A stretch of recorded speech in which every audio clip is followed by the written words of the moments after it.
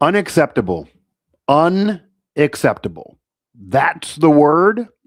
That is the only fitting word for West Virginia's loss to Ohio State in Cleveland. That's the term. That's what fans should be saying right now. That's how the players should feel, and that's how the coaching staff should feel. They played their butts off. They 100% did, especially Honor Huff.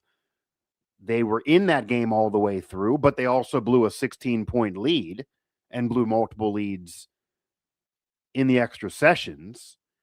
Mental mistakes, almost losing it in regulation, then almost losing it in overtime, and then they do lose in double overtime. And at the end of the day, West Virginia is going to finish out 2025 and the out of conference schedule without any quality victories at all.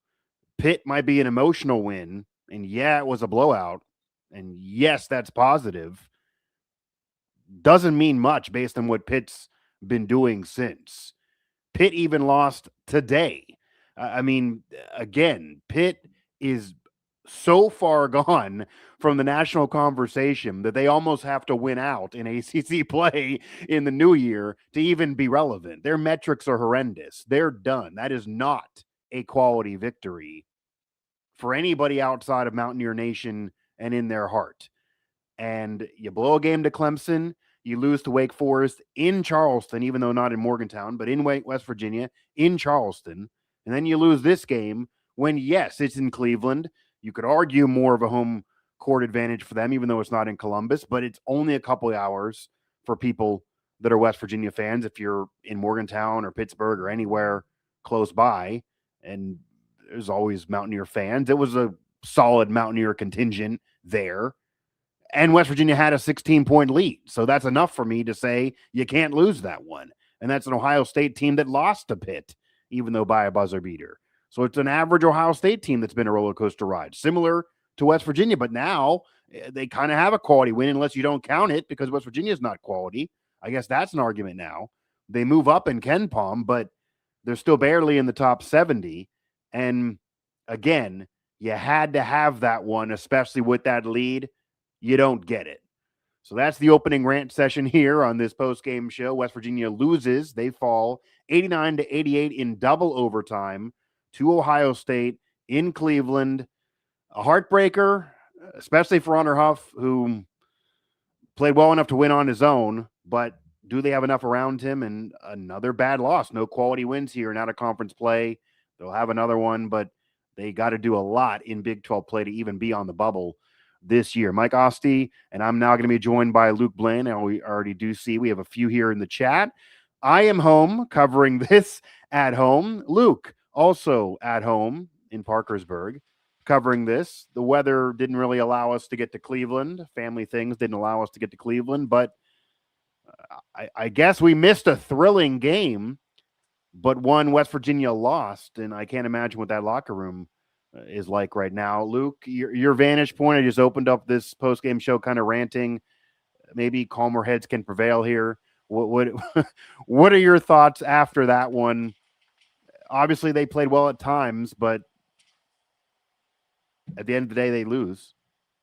Yeah, well, the second half offense is becoming a major issue, and there's no working around that in terms of when you're assessing this team. There was I counted it up, a 4 minute and 53 seconds, so we'll just call it a 5 minute stretch where they did not score a field Yeah. goal. And there were some free throws mixed in there. I think in total they earned about 7 points, but it included that stretch where there was the technical foul and then the foul that preceded that in the media timeout.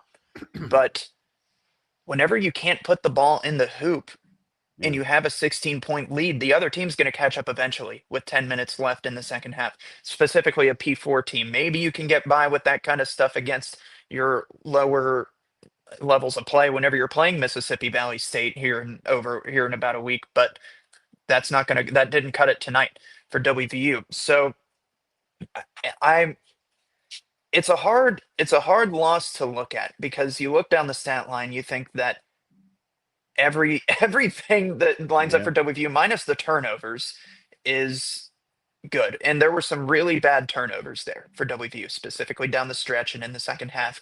Brennan Lorient went 3 for 3 from 3-point range, and Jasper Floyd went 2 of 2. He had 5 threes between those two. Huff went 5 for 13, scored one late in the first half, gave WVU, I think it was a 10-point lead at half. So I mean, you can point at the defense, you can say this team's identity is in defense, but you've got to find a way to score in the second half. You Yeah. cannot score on defense. And I just saw, the comment of points in the paint is a major issue. There was a point in the second half where WVU didn't have a layup. Like I was following the Statcast. They had Yeah. no baskets that counted as layups according I to mean, the I Statcast. have it right here. 54-20 in points on the paint advantage, Ohio State. And Yeah. as much as Ross Hodge is a great defensive mastermind, that's his calling card. And this team, even in losses, has played well defensively and was, for the most part, in this game. At the end of regulation, in the first overtime, and certainly towards the end of the game in the second overtime, you can make an argument that while they were good defensively, that they also had some really boneheaded fouls, unnecessary fouls, and then they couldn't stop Ohio State once they got to the paint. You could argue, Luke, that if Ohio State implored their end of game strategy of basically just living in the paint throughout Yep. this whole game, they would have won in a blowout because West Virginia no longer could handle the paint work. So while it's a good defensive team, if you're getting destroyed 54-20 to an average team in the paint, and yeah, they have bigs, including one that was in foul trouble late, but West Virginia does too. And the problem also is outside of, Harlan, Obioha, they are a small team, so they can't handle size. But that's a good defensive team that could not handle anybody in the paint. So is that a great defensive effort? Really? Because the team you're facing had bigs and they were trying to live in the paint. So you're a good defense, but you couldn't handle what they were doing. I mean, that's an issue too. Obviously, they There lost was a because the offense cratered out. But I yeah. don't know if the defense was the best Ross Hodge has ever put together at the end, unless they just got tired. I mean, that's the other thing. Yeah, well, there's also a major issue of there was a lack of defensive adjustments when it came to Bruce Thornton. I mean, Yeah. go back and watch the game and see how many times Bruce Thornton just drove into the middle, pulled up from the paint, and scored. I'm going to read you his scoring lines from throughout this game. Had 2 points in the second half, or in the first half, excuse me. In the second half, he had 10. That is going, or well, in the second half, he only had 7. So that is 9 That's points 9. Yeah. through regulation. In overtime, he had 12 between Right. both overtime periods. Yeah. More than double Over his 20. scoring. He He had almost 21 got the points Huff. on He the day. almost was the leading scorer of the game. It's insane. Yeah, This next exactly. round. Yeah. Yeah, no, I mean that was just a major issue that stood out because that's where all their buckets came from in the Yeah. second in overtime specifically. And WVU had some great plays. I mean, Honor Huff made that turnaround from the corner. Brennan Lorient made that top of the key three. Honor Huff scored all of WVU's points in that first overtime period, Yeah. which I think is also, I mean, as great as Honor Huff is, it's exposing a bigger problem in That's that nobody else is stepping up for WVU to score. And it becomes more glaringly obvious when Eagle staff is not there and he's not yeah. making the plays that they brought him in to make. I think And that we, that it's becoming a problem. I mean, we yeah, well, weren't, it's 100% becoming a problem, and you could yeah, argue it's already been a problem. But this game yeah, exposed it more than any other game. And we actually talked on our last Mountaineer report that it would be interesting to watch Eagle staff's minutes in this game. So he played half the minutes of basically the top players who were top transfers on this team, and he was supposed to be one of the top transfers and leading scorers. He only played 20 minutes. Floyd, Huff, Lorient, everyone's 40 plus in terms of similar players. Obviously, Obioha was 23. Fields even had 28. I mean, Eagle staff was basically not utilized and was irrelevant once they got out of regulation. And yes, he's been up and down this year. He's been struggling offensively, even though he had all those big games at a lower level last year. But he usually was at least giving them something defensively. That didn't happen a couple games ago. He got benched. Ross Hodge admitted it. It came back in their last game, granted not against the Power 4 competitor. And then here, in Cleveland, which we said this kind of is the game that could determine how much you play him in Big 12 play, because they're all quality games. And he had 5 points, 3 assists, 2 boards in 20 minutes of action. And he has just simply not been good enough. Even if you're saying you got to grade him on a curve because he's coming from a lower level and he's now playing with other scores, I'm honestly not even liking that excuse anymore, because this offense is struggling so much. How many scorers is he playing with? Right now he's playing with Honor Huff. So you got to share the rock with Honor Huff. But if Eagle staff can start hitting some shots, then give it to him. You don't have to be so selfless that you're worrying about somebody else getting their shots because they're such a great scorer. Nobody has been a great scorer on this team game in and game out, except for Honor Huff. And you could even argue, Luke, that while Honor Huff gets tons of credit for this effort, they would have totally blown this game and wouldn't have been in overtime without him. Certainly wouldn't have got to the second overtime without him. Some of the shots he was hitting were ridiculous. Yeah. Like he was basically taking some Steph Curry shots, and Steph Curry can take them, but for Honor Huff and really anybody else, they're really bad shots, quote unquote bad shots. Now, maybe not for him because he's hitting them, but to live and die off of those shots is really risky. So if those shots don't fall, they're not even in the second overtime. Exactly. And then Honor Huff doesn't even have 20 points. And then you got him with like 18 and they lose in regulation or lose in the first overtime. And this looks even worse. Maybe they don't jump up in Ken Palm. They got lucky he even hit those. Really. And that was a major problem for me in Wake Forest. Like for the Wake Forest game, I think that issue was that Wake Forest game, I think that issue was even more glaringly like front and center than it was in this one, because sorry, cat's coming up. So sorry, she wants to join in. I can have some commenters here jump in. And I figured this was have some action here with us both home, so why not do this? Eagle staff is overrated again. I'm sure Hodge will get upset, but it's hard to defend him right now. It really, really is. The team is composed of NIT players, no lockdown defensive players. I think the first part's fair. The second part, I don't know.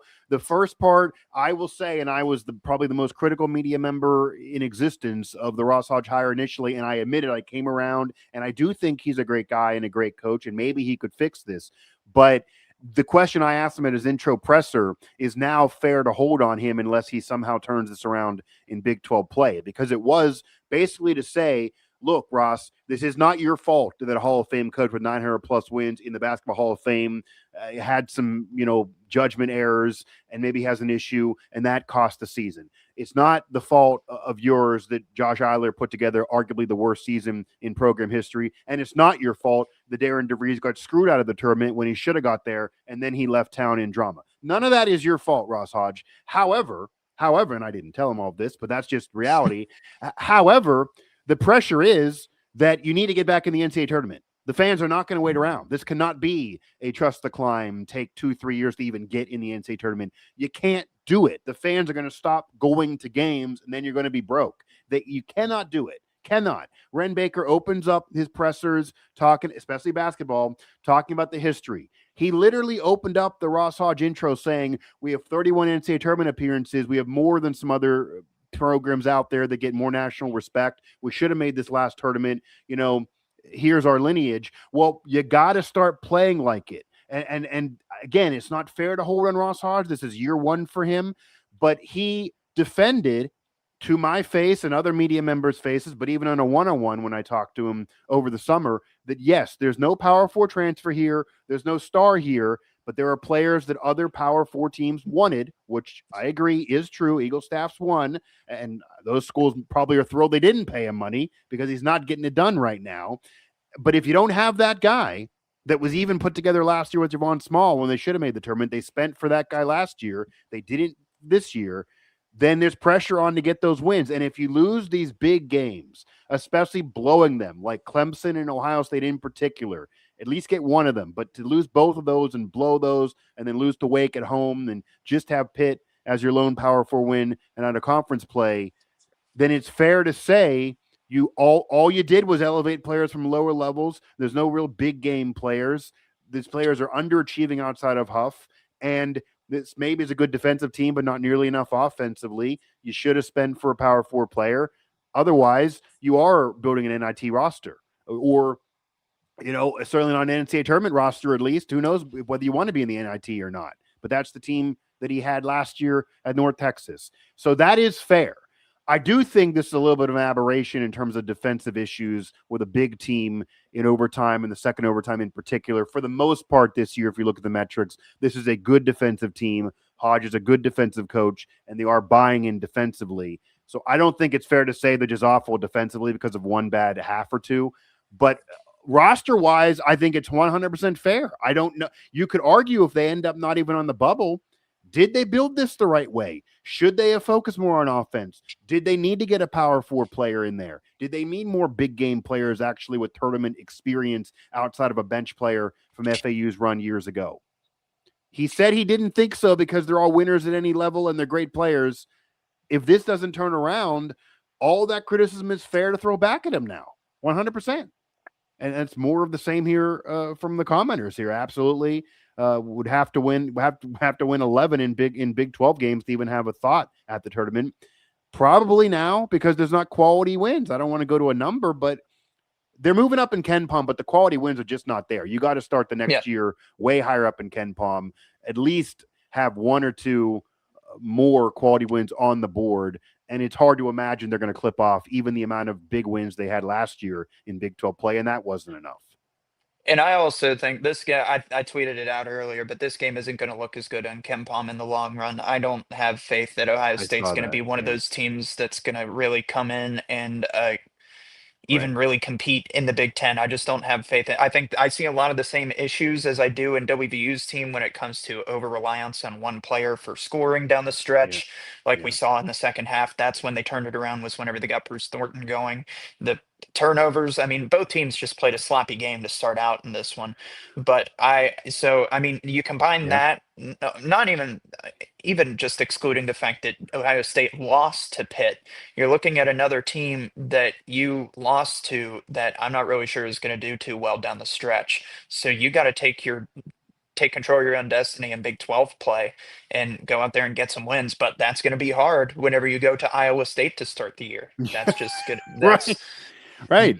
Yeah. I mean, that's the thing. That's why this win was so important. It could kind of make up for the Clemson issue. It still wouldn't have been a great out-of-conference schedule, but it would give you somewhat of a cushion that even if you are competitive but lose to Iowa State, at least because your record also has to be something to brag about. You're not going to get in with 15 wins and just say that you had a hard schedule. You got to get to a 17, 18 bar at minimum. 19 usually is the minimum bar, and that's how Huggins' last tournament team got in with a really tough schedule and mostly off the metrics when they had some losses mixed in. But I don't even know the path to get to 15, 16, 17 victories right now. They have 8 on the board, but they're going into a very tough conference schedule in the toughest conference in the country with arguably the best team coming up in game 1 once again on national TV. And if you look at even this game, if you get destroyed in points and paint, 54-20, if you lose your field goal percentage battle, 44.4 to 39.1, which, kind of is okay, but you're still losing that battle. And you lose in total rebounds, 38-36. I mean, without even watching, I'm not sure how you would possibly imagine winning that game. And then you do watch, and again, it sucks for Honor Huff. A great effort for him, a great effort for the team. They're not quitting on their coach, and obviously for the people in the chat already out on Ross Hodge. As much as I'm here for criticizing the roster, I did criticize the hire because of only 2 years of D1 head coaching experience.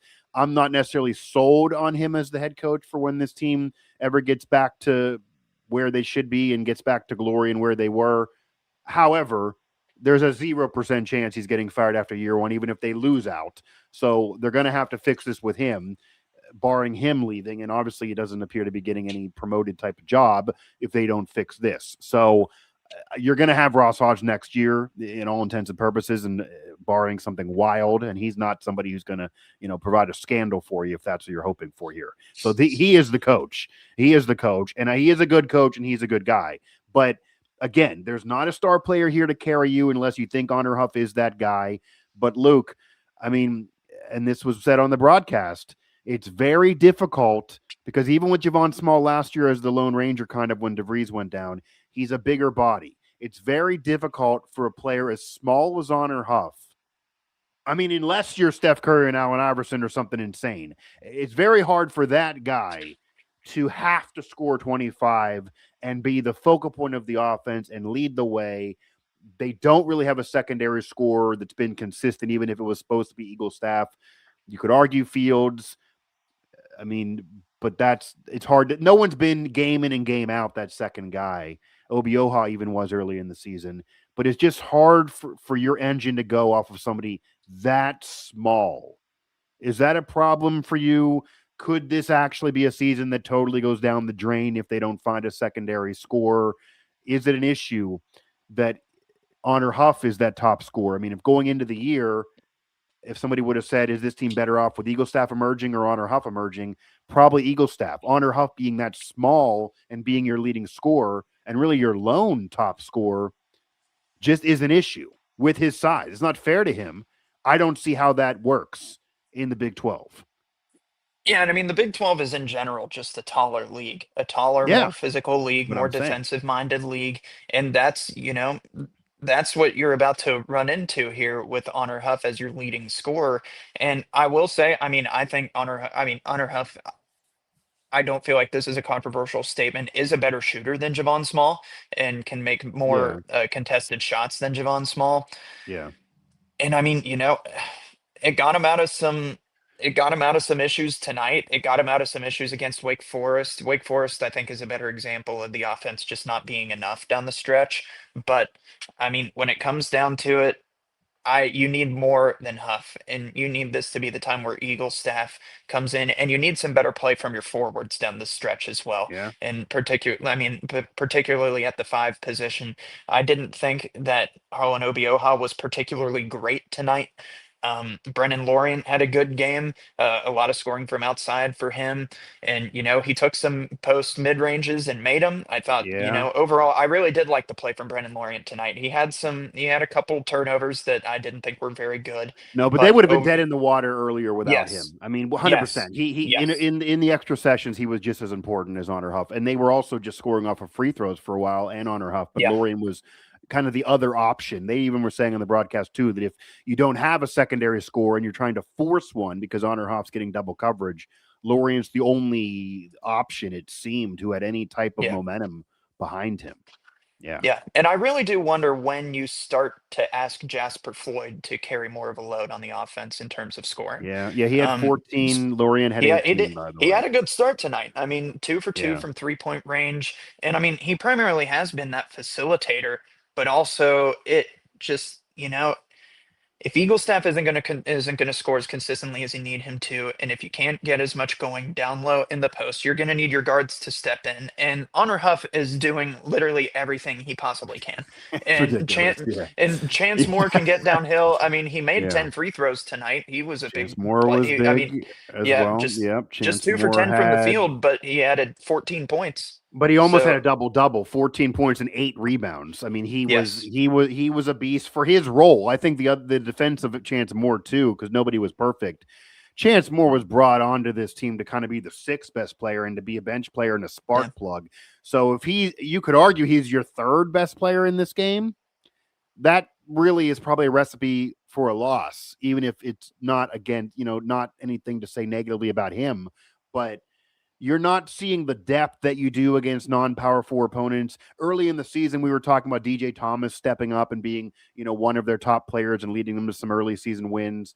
Obviously, that's not, a relevant name from this game. You're not able to go as deep into the lineup and make up for other stars who aren't getting it done and have others maybe from the bench carry you against teams like this. And Ohio State, again, as you mentioned, is an up and down team. They're a roller coaster ride of a season. This might cancel out the loss to Pitt because it was a buzzer beater, but that's still a bad loss. I don't know if they're making the NCAA tournament, let alone this even that maybe they're going to lose this as a quality win, Luke. If what you're saying is true for West Virginia not holding this in Ken Palm, then it's going to burst both bubbles, and this is going to be the best game of the year that means nothing. I mean, that really could be the reality here. We'll see what they do, but when they don't have the ability to dominate in the paint and their bigs foul out, they seem like they're dead in the water. Their recipe, I mean, I'm not a coach here, but their recipe certainly in overtime in the overtime session seemed pretty easy. Even when they were, whether they were down, no matter what the time was on the clock, they were trying to go the paint. Yeah. Unlike West Virginia, who was just looking for all outside shots. That was, I mean, sometimes the other Huff would try to go and find somebody, but this also feels like this just feels like this whole thing is constructed poorly. And I don't mean that as much as even, okay, maybe you could argue it's put together okay, but the way the season's unfolding, Eagle staff kind of being irrelevant or inconsistent, he was supposed to probably be your best player. That was kind of even hinted by Ross Hodge, and it's not near the case. If Honor Huff is your second best scorer, this is a little better of a well-rounded team. And then he's a shooting guard who's really being forced to play point in this game when he can't do that. I mean, he had that mental lapse where he went out of bounds behind the basket. That doesn't happen. I mean, that happened when they were up 1. Yeah, right. That almost lost the game. I mean, if they did not get to overtime, play. That could have single-handedly lost this game, and that would have sucked because he was the best player out there. But if they would have lost in regulation because Ohio State had time, that would have been a decision that was on him. And you could even see Ross Hodges' face. Like he gave like a what? Like, how did that happen? Yeah. But you could argue that goes back to a little bit of coaching here, because even though Honor Huff is your only consistent force and he's your best player, whether he's undersized or not, he is not used to having the ball in his hands the entire possession. He's not used to calling shots. He's not a point guard. He's a shooting guard. This is not Steph Curry where he's the point. He is the shooting guard. So they made him a point for a few possessions, and then did you notice after that he no longer was dribbling the ball up for a while? Like, they took it away because his decision making. He even said my bad. He just literally didn't have the presence of mind to know where his foot was. He's not used to that role, but that can't happen in a close game against Power 4 teams. It's almost an argument they have a true point guard that can to know where everybody is either, regardless of position. Do they have that guy? That again goes back to the roster. And we do have fans here saying, I had 4 step on the sideline and the turn or end line turnovers, 13 for 37 from 2-point range is a killer. Yeah, and that was said 3 or 4 times in here. Eagle staff looked at, and then this is interesting. I guess I'll ask you about this. Because somebody said Eagle staff was the focus early on, and then he went 0 for 5 and they went away from him, and that's when Honor Huff became the focus of the offense for the coaches. Do you agree that it looked like for you that they opened up the game thinking Eagle staff would be the top guy, and then they had to rewrite the script a little bit because he was once again cold? I would agree. I think I would agree with that. I mean, he did take a lot of shots early. I mean, he was 0 for 5 before many guys got even 1 shot. And I think he went 0 for 6 because he got fouled and then he made the free throw. Okay. And his first make was shot number 7 with the 3-pointer. And that turned out to be his only make from the floor tonight. So I can definitely see that being the case where he was shooting a heavy volume to start that one. And, you know, it was a situation where you got away with it because the defense was stepping up and Ohio State was missing shots. Ohio State had a bad night from 3-point range and they shot a pretty heavy volume from there. So I don't know, but that's the thing. Like, with all of those they were factors 4 combined, for 21, 4 for 21, and to Yeah. win a game when you're shooting 4 for 21 from long range in this modern basketball is insane. I can't imagine that happening too often in any level. 4 for 21 from 3 and winning. Yeah, but they did. I mean, there's just too many things that lined up that should have had WVU winning this game, and Yeah. you know, you can think like personal player decisions, you can think coaching decisions. I think there's an argument to be made that maybe WVU, and I'm not saying this should have been the case, I would need to go back and see it again. On that play where Jasper Floyd was called for that offensive foul, maybe there should have been a timeout because they had one. It felt very similar. Obviously not exactly the same to the Clemson game because you were only down one, or what was the game? The game was tied. Yeah, the game was tied instead of being down by 3. But you had the ball across half court with 5 seconds left. You could easily take a timeout and draw something up, draw up a play, and give Honor Huff a look in that situation. But I can also really understand the decision to let them play and keep going downhill with the game tied. And also, let's just be honest, that was a terrible call. I was going Like to ask you your thoughts on the that was call a because terrible call. that almost ruined the game as well. I mean, for West Yeah. Virginia, yeah. No, there were a lot of calls I didn't agree with, but really, like, there's too many lapses on WVU to blame this on the refs. I'm Oh not a yeah, believer in blaming games on the refs, but like yeah. at the end of the day, if you don't miss a shot, you're going to win the game, right? So, And uh, also, like, yes, there's a lot of West Virginia fans there, and it's better than being in Columbus. But you're in Ohio. You're in Ohio. So you're going to be influenced by the crowd, maybe regardless of who the refs are. And it was a star-studded ref crew, by the way. You can't really ask for better resumes on who was there. But I do think that was a bad call. The broadcasters agreed with it eventually, but I do think it was a bad call. But when you blow a 16-point lead exactly. to a team that you really, by the metrics, are better than, you can't blame the referees. Nope. And you had multiple overtimes as well, and it still appeared that the it did not appear here. And this again goes back to coaching. And I will add the caveat that I do think Ross Hodge is a good coach. I do think the staff is made up of good coaches, and I'm not there. No, in no way are they getting fired here in year one, no matter what happens. Nor am I saying that's even reasonable because Ren Baker just doesn't want to have another coaching search. You're in year one of this. It's year freaking one. It's not his fault of what happened the last few years, even though the fan base is starving to get back in the tournament. And they should. They have 31 appearances. That's top 20 all time. They deserve to be in the NCAA tournament again. They should certainly be there. They got used to being there. But again, that's not all on Ross Hodge. With all of that said, not only do you not get a timeout when you need it, because it almost felt a little bit like the players and Ross Hodge thought that was a bad call, and then they were emotionally down from it for another 30 seconds, like the fans. Like they got it. They can't let that happen to them.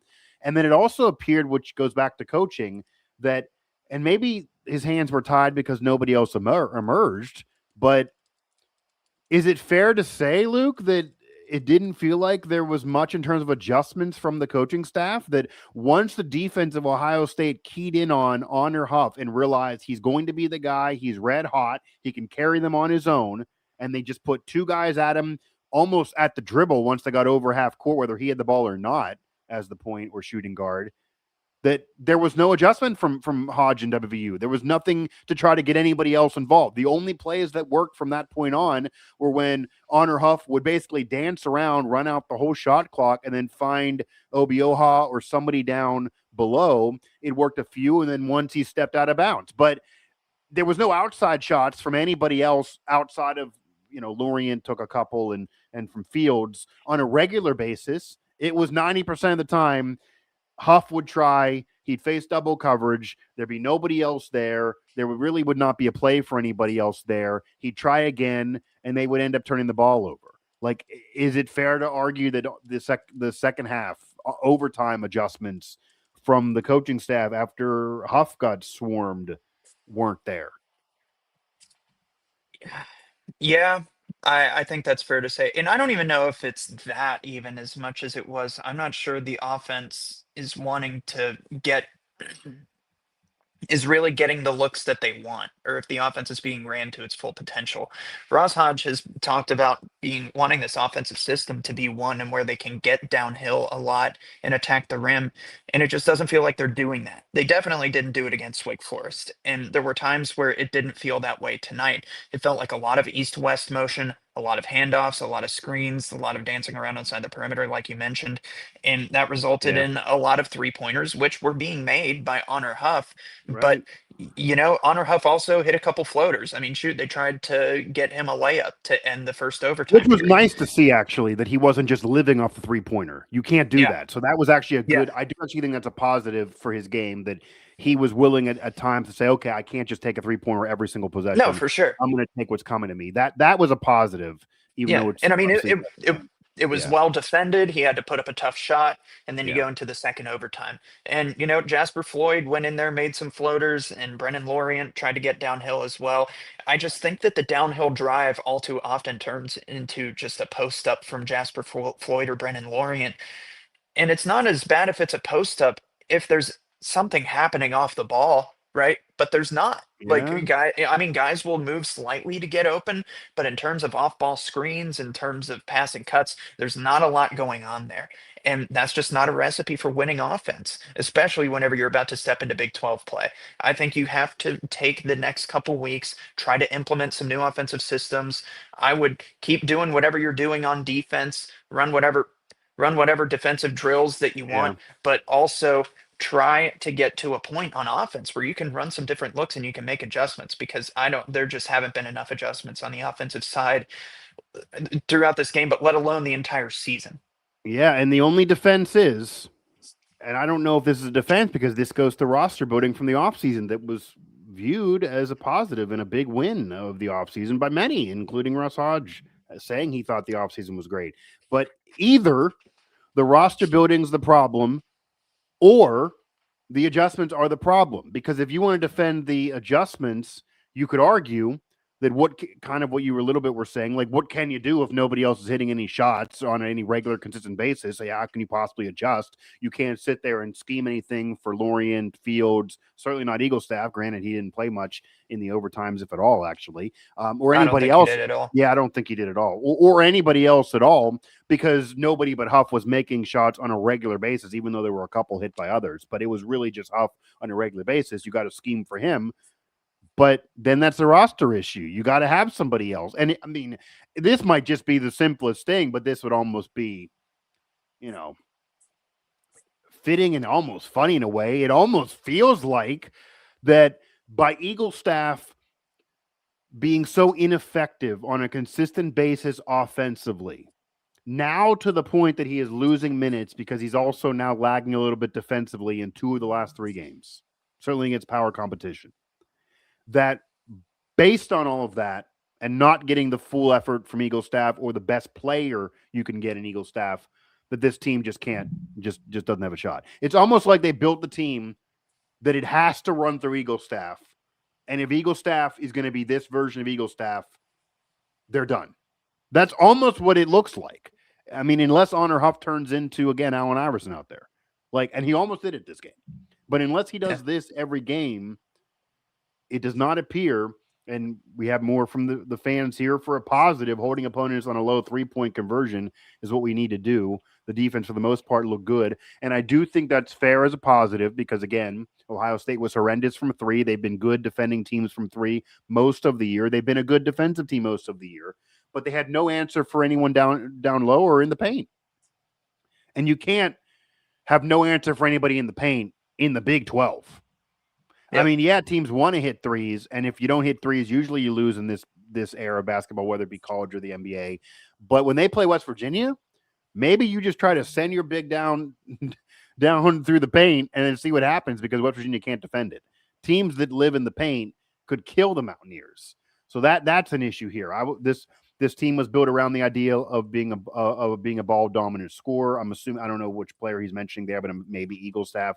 Again, there's nobody here who's dominant as a scorer except for Honor Huff. There's others who had good games, and Eagle staff had a good game a couple games ago.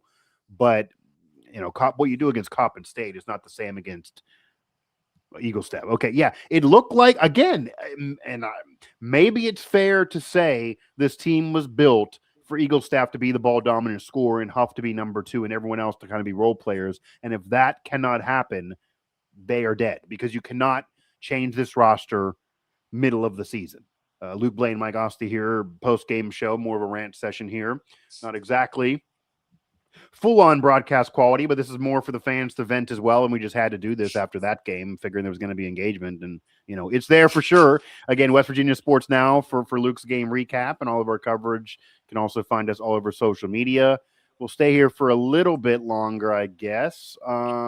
He's not playing to par and is supposed to be the guy. He's hurting us bad. I guess I'll ask you this, and we talked about it a little bit on Mountaineer Report, which, to plug, you can find everywhere you get your podcast, and it's still very relevant for basketball, football, and whatever else is going on throughout Mountaineer Nation. We talked about Eagle staff being benched recently, then turning it around. We talked about how Ross Hodge defended him vehemently early in the season when he was underachieving and he was not scoring and not even taking shots. Here's another game that he doesn't hit field goals at all and has 5 points and then ends up losing minutes. If he's going to keep on losing minutes because the defensive game is now waning, he's not even able to take enough shots, let alone hit those shots. And even when he takes shots, he goes 0 for 6, and then he doesn't take another one. Or he only takes 2 or 3 in games and ends up with a couple points. He's only had that 1 20-point game, but again against lower competition. If this is him, and we are now into mid-December, what do you do with him in Big 12 play? Do you keep trying because that's the way you built the team, or else you might as well quit the year? Or do you got to give him 20 minutes when everyone else has double, or make him a bench player, or what? I mean, you're already paying him and he's already on the team. And I mean, this is not the NBA where you can put together a trade here in the middle of the year and ship him elsewhere and bring somebody in. He's there. Yeah, that's what's complicated, right? Is because if you have faith in him, you want to show him that you have faith in him, right? So unless it's for his defensive ability or defensive effort, you don't want to take him out of the game, because that sends the message to him that you're losing faith in him as an offensive player, Right. which, I mean, whether or not they should, I don't know. I think the main problem is the hesitation. Which was still there tonight, by the way. There were some points wherever he hesitated, and he probably should have just catch and shot. But I think that's the main problem, is what kind of message are you sending to him throughout? And, he talked about, like, at Wake Forest, he said the message was he knows why he didn't get as many minutes as he would have liked. Move on. I wonder if that's the same message here. I haven't been able to get a hold of the post-game presser yet to check it out, but I don't believe it was sent yet. I feel like they're not rushing to send that video. I'm sure we're gonna get it, but if they're there, they didn't record it at a. They didn't record. Well, it they're at there. Charleston, I mean, I saw Messerly on. I mean, he was there. I saw Messerly. Oh yeah, yeah, they were there. I mean, maybe they didn't they didn't record it because Messerly's not recording it, obviously. But I who knows? But I mean, he spoke to who was there. And tip of the cap for college media, because I know U92 was there. They might have been able to just fire off questions, because a lot of media were not able to make this trip because they were snowed in, which we can, include ourselves in. So who knows what they asked? We'll have to watch and consume that. And what an opportunity for those kids if that was the case. But Ross Hodge talked to somebody, and I hope they asked some questions if it was just them, but I'm sure there were others there. But yeah, who knows? Because I'm sure you're going to get more from him this coming week or whenever he talks next, in more of a sit down, kind of give you 25 to half hour after a game like this. I'd imagine it's going to be a short thing. It's not going to be belaboring the point too much, but it'll be interesting because he clearly doesn't like talking about Eagle staff, and he's going to be talking about Eagle staff a lot, because now I think it's fair. What do you do with Eagle staff's minutes? One question. Another question is, did you bench him again because the minutes were reduced, or was this just somehow the game flowed, or was it a legit benching? He kind of admitted to it being a legit benching a couple games ago. And then the third question is, and somehow to figure out a way to ask this, but can this team flow the way you built this team with Eagle staff being this inconsistent? I don't think so. I'm sure he'll try to answer it in a way to not admit that, but I don't. But yeah, you don't want to kill the kid's confidence. No, and exactly. he is a scorer, so you figure that a scorer is going to score eventually, no matter what the competition is. But he's not taking enough shots. He doesn't look confident out there at all. Like, Honor Huff takes shots, and he gives a confident vibe that he's going to hit all these damn shots, whether they're good or bad. That vibe is not there with Eagle staff. I don't know how you fix that. That's almost like a mental thing, and I don't want to get in his brain and accuse that, but that's almost what it looks like. No, I think there's absolutely. I mean, I'm not going to say, he did mention in his last presser after the win against. Oh shoot, I can't remember who they played last week. But he did mention that they, brought up. He brought up the Coppin State. Is that the game you're talking about? Was that Coppin State? I mean, I was asking. State feels like way longer ago. Yeah, whatever their last game was before this. Right. Yeah. So no, I mean, so they he did mention, there's outside noise, kind of let some of that get to him. But, Oh, internal noise, Little Rock is what it was. Little Yeah, Rock, yes, yeah. yeah. But, Same internal difference. noise, Same yeah, difference. yeah. Yeah. Internal noise can be just as loud when it comes to stuff like that, and your Right. confidence takes a hit. And, Right.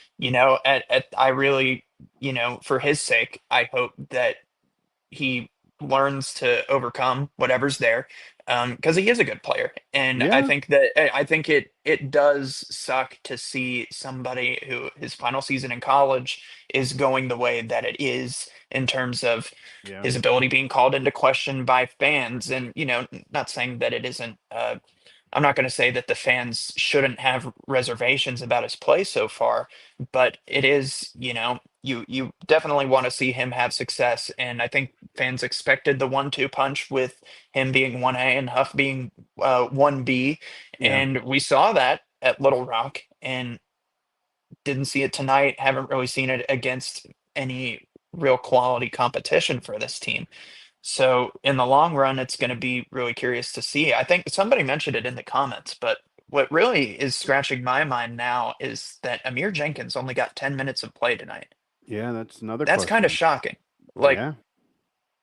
I don't know, because he is that downhill presence. He's a defensive presence. Yeah, in I this mean, game, it Jet, feels like he could have made sense, especially when you're yeah, just looking for baskets at times, right? I mean, they made yeah, some of those three when they were just chucking threes, but you could argue some of those possessions in which they chucked threes and made those threes. Certainly, the Huff shot there that I do think was a two, but some fans are probably going to argue that it was a three, which then we'd still be playing basketball if that was a three. By the way, we still would be yeah. playing. But I think it was Triple a two. overtime was very much on the table at one Right. point. I mean, if that was overturned to a three, we would be playing basketball right now, or else we'd be just firing this up. Maybe just ended 10 minutes ago. But nonetheless, I think it was a two. But you could argue because that's the perfect example, actually, Luke. That's the perfect example of a play that looked like it was dead in arrival. It looked like there was not an answer. It looked like the coach. I don't know what was drawn up there, but it looked like that could not at all have been what was drawn up from any veteran coach.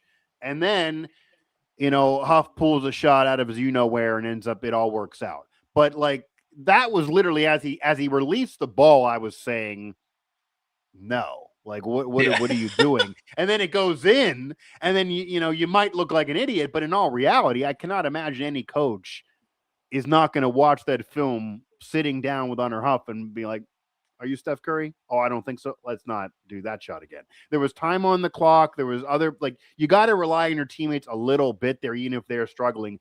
That was one, especially in that scenario, that maybe try to get somebody downhill, try to do something in the paint. They tried it a little bit at times, but there was a lot of players who were open down there because everyone was over with Huff. If he could yeah. find somebody more often, they might have hit some more of those easy baskets and more of those shots.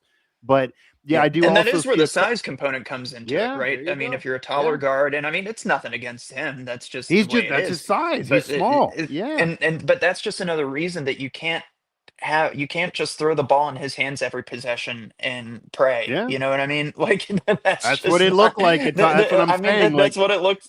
Yeah, I can't. I'm not. I'd love to see what was on the board because that's what it looked like. I don't know what was on the whiteboard, but that absolutely is what it looked like here. And I think we should give him 35 minutes. Assuming figuring talking to Eagle staff here, I think we should give him 35 minutes next game against the bad team. Let him make mistakes. Let him play. See what happens. Then send him home for a week to chill with family during the break. And they will have a break after that game, and then you yeah, go into the new year, and maybe they can get their mind right because they have that big game you mentioned right away with Iowa State, and then really, outside of a few teams, every game in the Big 12 is basically big and separate from even the quality, quad 1, quad 2 games in conference.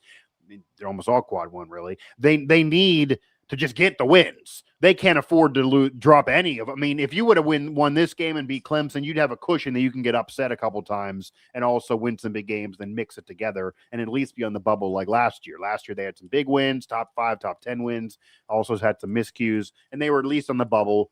You take away the miscues, maybe they're in, but those are always going to happen throughout a season. But now there's no wiggle room. They cannot lose any games. They are supposed to win the rest of the season, or else right. there is literally no reason to even watch on Selection Sunday. Thoughts on that, though? And I guess, yes, I agree. Might as well let him cook and give him minutes and sink or swim. You're probably going to win in your next game out.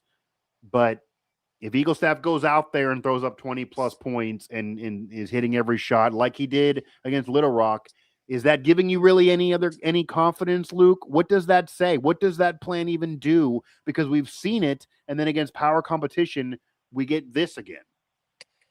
Well, I mean, I guess my main question would be what is the alternative? Right? I Yeah. think to a degree you kind of have to let it ride with Eagle Staff. Eagle Staff played 4 minutes in the second half and you still blew the lead. It's like Right. what do you do with that? I mean, if you're going to look at it from a purely analytical standpoint, the team technically was better with him out on the court, right? And you can say it's his off ball play, his defensive play. He had a couple.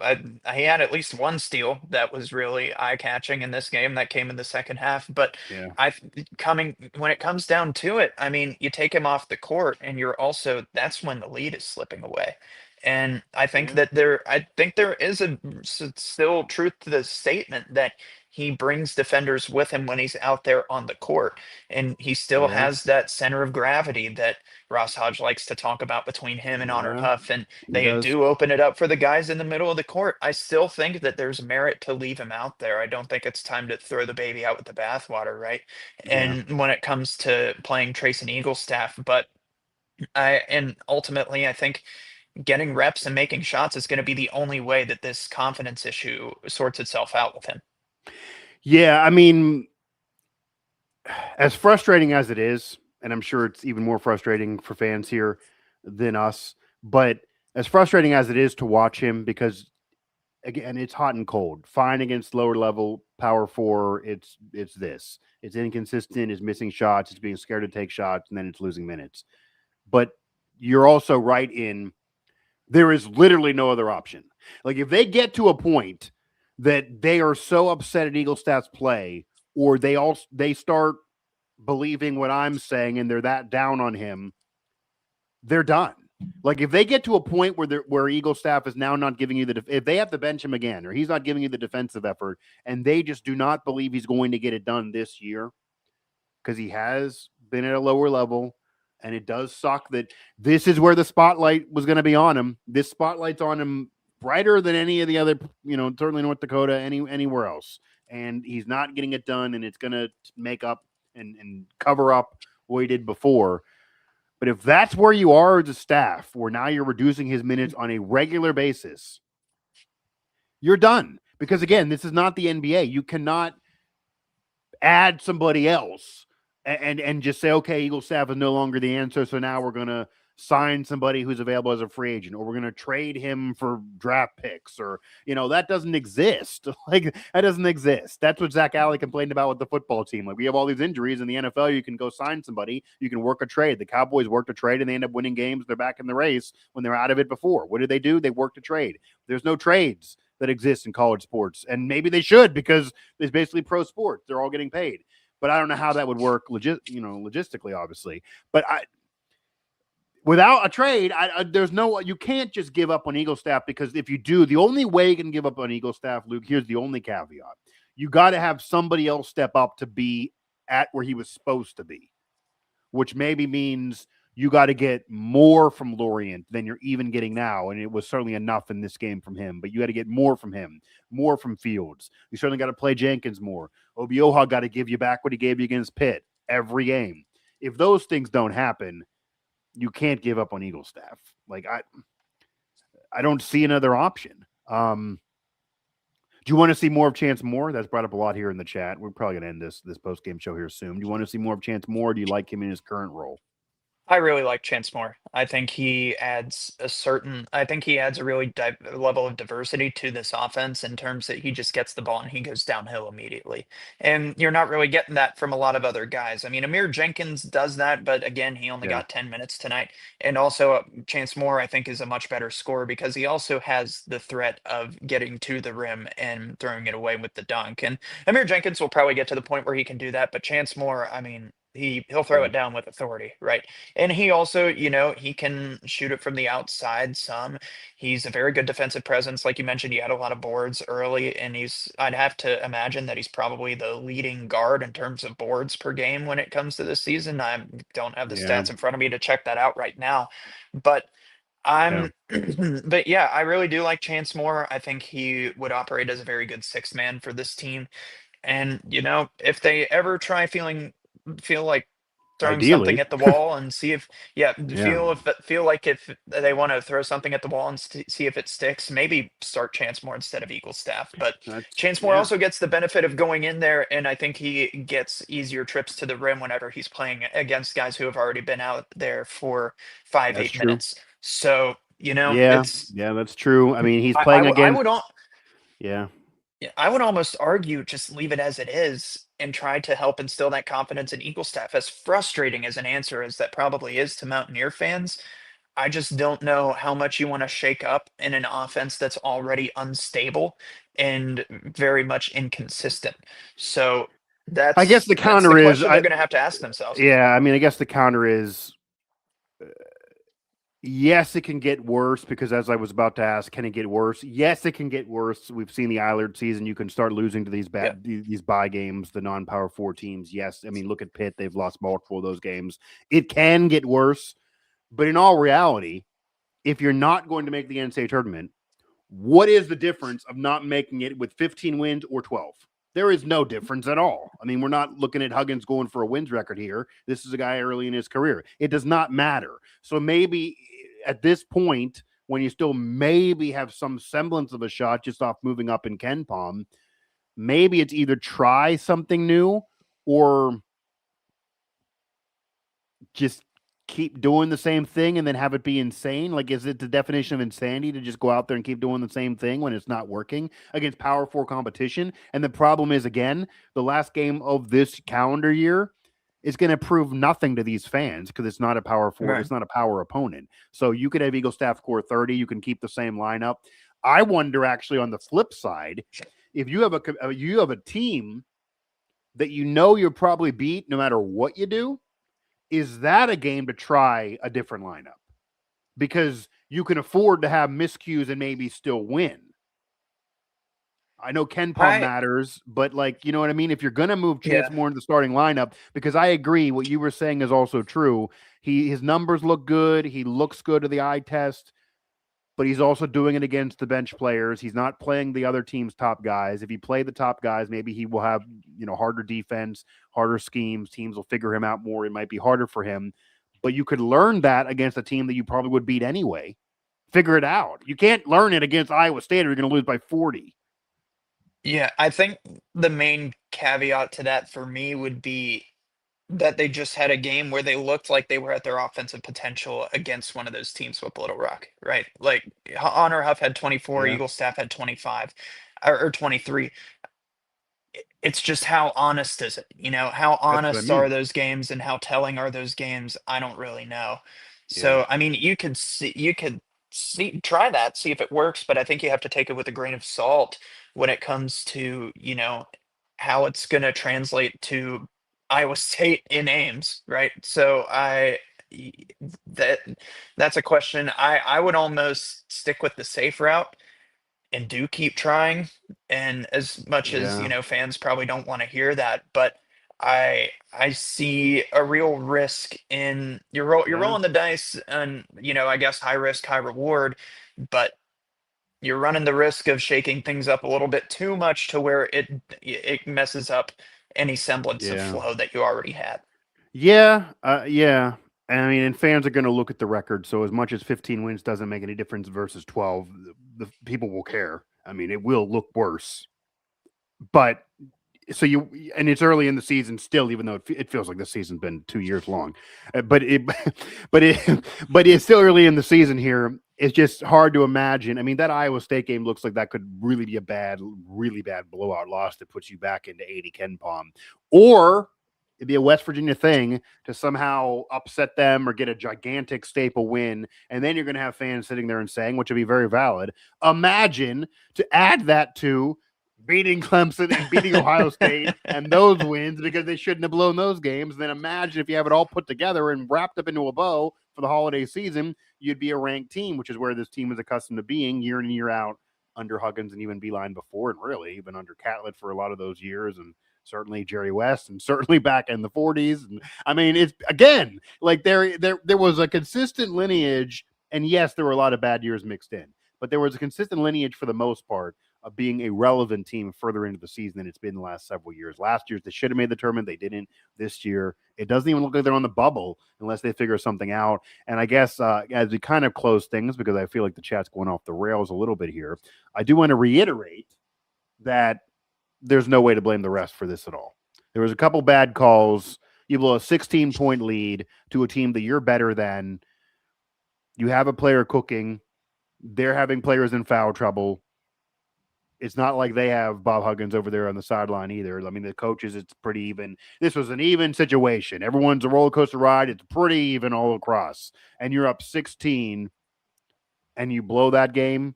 You can't not be sitting here saying the refs, and nor is Ross Hodge going to do that.